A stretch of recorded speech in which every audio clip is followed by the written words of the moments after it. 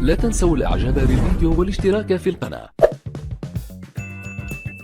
السلام عليكم. إليكم موعد وتوقيت مباراة نهضة بركان ضد النادي المكناسي في الأسبوع الثالث عشر من البطولة المغربية الاحترافية إنوي القسم الأول 2024-2025